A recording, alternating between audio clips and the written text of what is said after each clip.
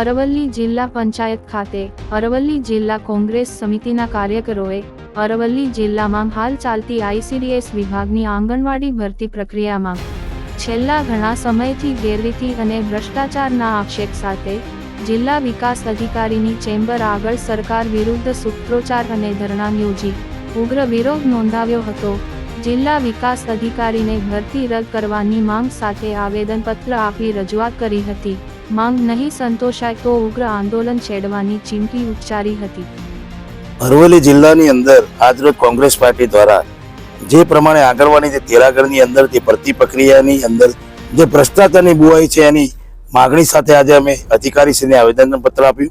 બીજું આજે જે પ્રમાણે સરકાર પોકળ જે દાવા કરી રહી છે કે અરવલ્લી જિલ્લાની અંદર મોણસામાં વિકાસ થયો, ક્યાં વિકાસ થયો? 2 વર્ષ સુધી સતત આજે જિલ્લો અલગ તે 10-10 વર્ષ થયા। 1.5 થી 2 વર્ષ સુધી અમારી કોંગ્રેસ પાર્ટીએ સિવિલ હોસ્પિટલ માટે જે લડત ઉપાડી ત્યારબાદ સિવિલનું કામ શરૂ થયું। આજે આ જિલ્લાની અંદર સંસ્કારી નગરી અને શિક્ષણની નગરી ગણાતી હોય એ નગરીની અંદર જો સારી એવી સરકારી ઇંગ્લિશ મીડિયમ સીબીએસઈ સ્કૂલ ન હોય તો પણ એ એક શરમજનક બાબત છે। બીજું કે અહીંયા શિક્ષણનો લોકો બહારથી અહીં અને ભણાવવા આવતા હોય છે, પણ આ જિલ્લાની અંદર જે સ્પા જે પ્રમાણે આજે ખુલી અને રાપડો ફાટી ગયા અને તે અત્યંત વેપારના ધંધા ચાલુ થયા એની પણ રજૂઆત હવે એસપી સાહેબને કરી અને તાત્કાલિક ધોરણે આ સ્પા બંધ થવા જોઈએ। જિલ્લાની અંદર જે પ્રમાણે ઉદ્યોગોની જરૂર છે, આજે શિક્ષિત બેરોજગારો બિચારા અવળે રસ્તે ભટકી ગયા છે। જે આઈસીડીએસની ભરતી પ્રક્રિયામાં ગેરરીતિના આક્ષેપો ઉઠવા પામ્યા છે, આજે આપનો વિરોધ દર્શાવવામાં આવ્યો, શું કારણ? અરવલ્લી જિલ્લા કોંગ્રેસ સમિતિ દ્વારા આજે જિલ્લા વિકાસ અધિકારીને આવેદનપત્ર આપવાનો કાર્યક્રમ છે। અરવલ્લી જિલ્લા પંચાયત દ્વારા આઈસીડીએસ વિભાગે જે કાર્યકર અને તેડાગર બહેનોની જે ભરતી પ્રક્રિયા હાથ ધરી એની અંદર ઘણી બધી ક્ષતિઓ છે। ઉમેદવારો દ્વારા એની રજૂઆતો પણ કરવામાં આવી છે, છતાં પણ જે ન્યાય મળવો જોઈએ એ ઉમેદવારોને ન્યાય મળતો નથી, જેના કારણે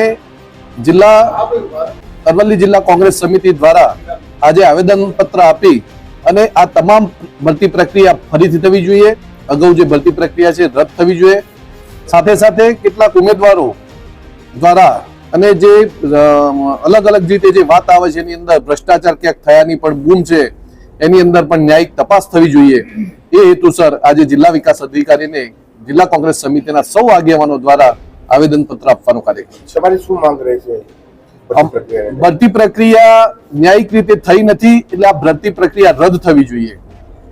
પણ એટલી બધી અરજીઓ થઈ છે, એટલા બધા આક્ષેપો થયા છે કે આ પ્રક્રિયામાં મેરિટ લિસ્ટ સાથે છેડછાડ થઈ છે, સાચા ઉમેદવારોને જે ન્યાય મળવો જોઈએ મળ્યો નથી। એટલે અમે તો આપના માધ્યમથી ડીડીઓ સાહેબના અને વહીવટી તંત્રના માધ્યમથી સરકારને એવું કહેવા માંગીએ છીએ કે આખી ભરતી પ્રક્રિયા રદ થવી જોઈએ, જે સાચા ઉમેદવારો છે, મેરિટ વાળા છે, એમને મેરિટમાં લેવા જોઈએ, એટલે એ આખી ભરતી પ્રક્રિયા રદ થઈ ફરીથી પ્રક્રિયા થાય અને એમાં અન્યાય ના થાય, ન્યાયી પ્રક્રિયા ના થાય, ઉમેદવારો ન્યાય ના થાય એના માટે અમારું આવેદનપત્ર છે અને આના માધ્યમથી અમે પ્રક્રિયા રદ કરવાની જ માંગ કરીએ છીએ, બીજી કોઈ જ વાત નહીં, પ્રક્રિયા રદ થાય। કોંગ્રેસ પાર્ટી ઉગ્ર આંદોલન કરી અને ભૂખ હડતાળ પર બેસતા પણ ખચકાશે નહીં એવી અમારી પાર્ટીની અને અરજદારોની જે માંગણી છે, એ અરજદારોના ન્યાય ના મળે ત્યાં સુધી કોંગ્રેસ પાર્ટી સતત લડતી રહેશે અને જે કોઈ આંદોલન કરવા પડશે એ કરીશું। એની તમામ જવાબદારી સરકાર રહેશે।